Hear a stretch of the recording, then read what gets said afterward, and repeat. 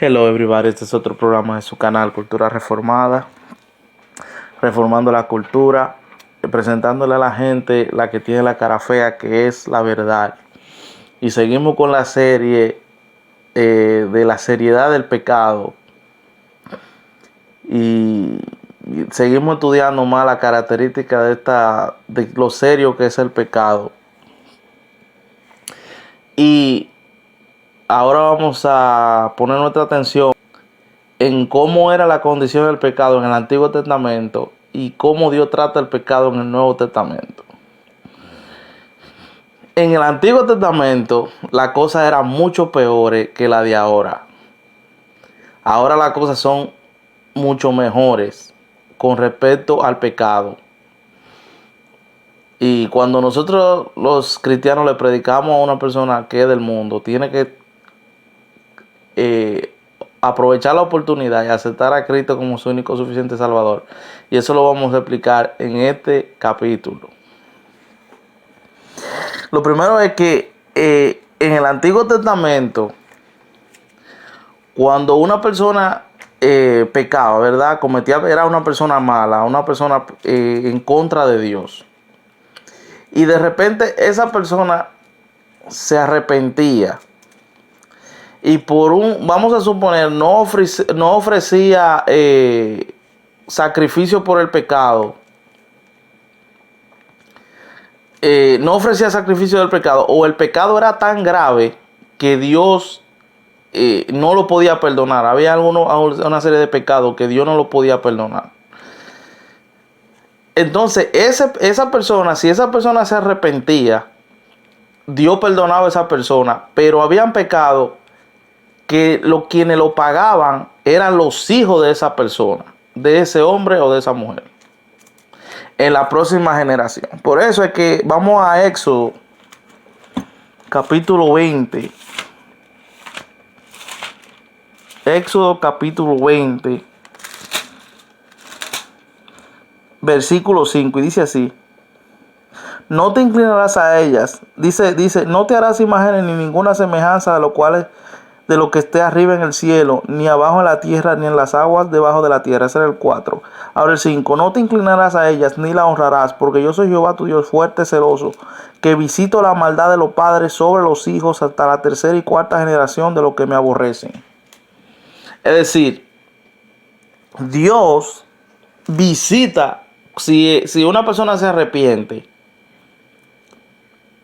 y le pide perdón al Señor y cosas, hay pecados que eran tan fuertes que aún ofreciendo sacrificio o lo que sea, Dios, quienes pagaba, si el hijo que venía después o la hija era malo o era mala, Dios ponía ese pecado que él no le podía perdonar al padre, al hijo.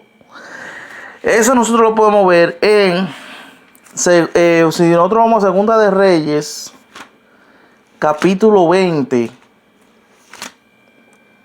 Segunda de Reyes, capítulo 20, versículo 12, del 12 al 19. Segunda de Reyes,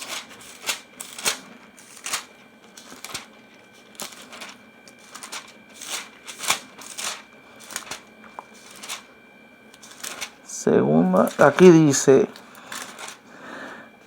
así, del 12 al 19. Dice así: en aquel tiempo Merodach Baladán, hijo de Baladán, rey de Babilonia, envió mensajeros con cartas y presentes a Ezequías, porque habían oído que Ezequías había caído enfermo. Y Ezequías lo oyó y le mostró toda la casa de sus tesoros, plata, oro y especias y ungüentos preciosos, y la casa de sus armas, y todo lo que había en sus tesoros. Ninguna cosa quedó que Ezequías no le mostrase, así en su casa como en todos sus dominios. Entonces el profeta Isaías vino al rey Ezequías y le dijo: ¿qué dijeron aquellos varones? ¿Y de dónde vinieron a ti? Y Ezequías le respondió: de lejanas tierras han venido, de Babilonia. Y él les volvió a decir: ¿qué vieron en tu casa? Y Ezequías respondió: vieron todo lo que había en mi casa. Nada quedó en mis tesoros que no les mostrase. Entonces Isaías dijo a Ezequías: oye palabra de Jehová. He aquí vienen días en que todo lo que está en tu casa y todo lo que tus padres han atesorado hasta hoy será llevado a Babilonia sin quedar nada, dijo Jehová. Y de tus hijos que saldrán de ti, que habrán engendrado, tomarán y serán eunucos en el palacio del rey de Babilonia. Entonces Ezequías dijo a Isaías: la palabra de Jehová que has hablado es buena. Después dijo: habrá al menos paz y seguridad en mis días. Es decir, sabemos que tanto el reino de Israel como el reino de Judá, siempre, más el de Israel que el de Judá, pero los dos siempre se mantenían tambaleando delante de la presencia de Dios. Venía un rey bueno, después venía un rey malo, y así. Entonces Ezequías fue un rey bueno. Entonces Dios le dice que viene un castigo, la cautividad de Babilonia, pero que no va a ser, pero él dice, gracias a Dios que no va a ser en mi día, sino va a ser en los días de mis hijos. Es decir, que esos pecados acumulados que llevaba Judá, porque ya en ese tiempo Israel, al lado de Israel, Samaria, los sirios se lo habían llevado cautivo. Entonces, todos esos pecados acumulados que Judá llevaba, Dios se lo estaba acumulando a los reyes malos que venían después de Ezequías. O sea, a los hijos de Ezequías, que eran los que tenían que pagar ese pecado. Así de grave era el pecado en el Antiguo Testamento. Y también vemos el caso de Josías. El caso de Josías, que Dios tampoco quiso. Josías fue otro que reformó todo. Eso fue el capítulo 23. Eso fue otro rey que reformó todo.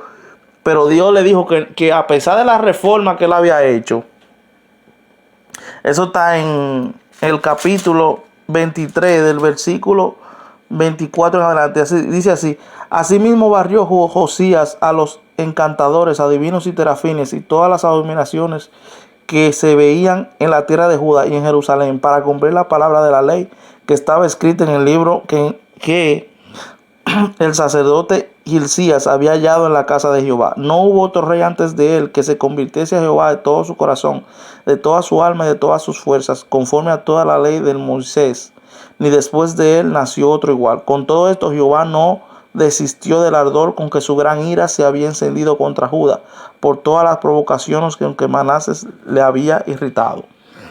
Es decir, que tampoco, a pesar de la reforma que Josías había hecho, Dios tampoco quería perdonar a Judas. Entonces le estaba acumulando todos esos pecados a los reyes que venían después, que iban a ser malos. Y ellos entonces tenían que pagar por ese pecado. Pero vemos que en el Nuevo Testamento los discípulos todavía piensan así, de esa manera. Eso en Juan, cuando ustedes van a Juan capítulo 9, versículo del 1 al 2, que Jesús sana a un ciego y le dice: al pasar Jesús vio a un hombre ciego de nacimiento. Eso es el capítulo 9, versículo 1 en adelante. Le dice: y le preguntaron sus discípulos diciendo: Rabí, ¿quién pecó, este o sus padres, para que haya nacido ciego? Respondió Jesús: no es que pecó este ni sus padres, sino que las obras de Dios se manifiesten en él. Es decir, ya hubo una persona que era ciega. Los discípulos están pensando que la persona nació ciega porque los padres habían pecado. Entonces ese pecado se le achacó a él. Jesucristo le está diciendo: no, él nació ciego para que yo lo cure y para que la gloria de Dios se manifieste en él. O sea que vemos que aún todavía en el Nuevo Testamento, después de Jesucristo, se está teniendo esa mentalidad. Pero vemos que si nosotros vamos a Jeremías, ya Dios está profetizando de que las cosas no van a ser así. Si nos vamos a Jeremías capítulo 37. Jeremías 37.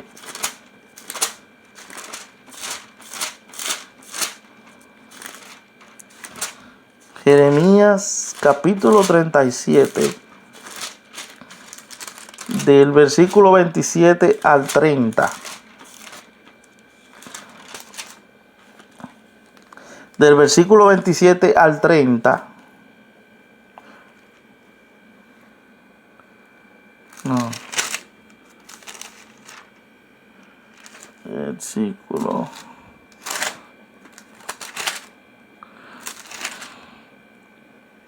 No, perdón, es el Jeremías capítulo 31. capítulo 31, del versículo 27 al 30, dice así: He aquí vienen días, dice Jehová, en que sembraré la casa de Israel y la casa de Judá de simiente de hombres y de simiente de animal, y así como tuve cuidado de ellos para arrancar y derribar, y trastornar y perder y afligir, tendré cuidado de ellos para edificar y plantar, dice Jehová. En aquellos días no dirán más: los padres comieron las uvas agrias y los dientes de los hijos tienen la dentera, sino que cada cual morirá por su propia maldad. Los dientes de todo hombre que comiere las uvas agrias tendrán las denteras. Aquí ya Dios está profetizando. Por la boca de Jeremías le está diciendo que eso no va a ser así ya. Que cada quien va a morir por su pecado.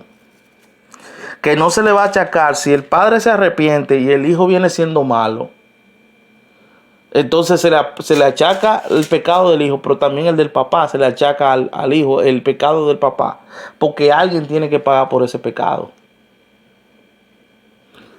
¿Entiendes? Si el papá no ofreció sacrificio por esos pecados, o el pecado fue tan fuerte que era imperdonable, pero Dios tenía misericordia del papá, entonces tenía que echacárselo al hijo.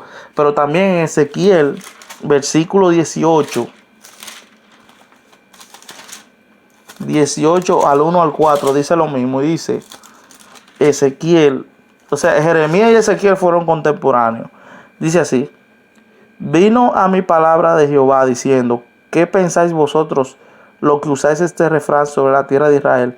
Que dice: los padres comieron las uvas agrias y los dientes de los hijos tienen la dentera. Vivo yo, dice Jehová el Señor, que nunca más tendréis por qué usar este refrán en Israel. He aquí que todas las almas son mías, como el alma del Padre, así el alma del Hijo es mía. El alma que pecare, esa morirá. Entonces, ¿cómo es que Dios hace esto para que termine esa condición? Es por medio de la sangre de Cristo. Ahora, el factor determinante, lo que paga el pecado de cada individuo, es la sangre de Cristo. Entonces, ya esa condición no existe en el Antiguo, ya no existe, ya eso fue en el Antiguo Testamento. Ahora, por la sangre de Cristo, todo el que peque por su pecado morirá. Es decir, que tiene, o sea, que la sangre de Cristo es el factor determinante si esa persona aceptó o no aceptó ese sacrificio. Otra cosa que hay que señalar antes de terminar es que cuando hablamos de la sangre de Cristo, no estamos hablando de que tú, literalmente, de que la sangre de Cristo va a venir y no. Lo que estamos hablando es que la sangre que se derramó, la sangre de Cristo que se derramó ya una vez para siempre, si yo acepto ese sacrificio, si yo creo en ese sacrificio, si yo creo que Cristo es el Salvador, entonces Dios perdona mi pecado, entonces mis pecados son limpios. Este es otro programa para que vean qué tan serio es el pecado. Hasta la próxima vamos a hablar del mismo tema, de por qué tan serio, pero más en cuanto a la resurrección de los muertos. Hasta aquí su canal de Cultura Reformada. Dios le bendiga.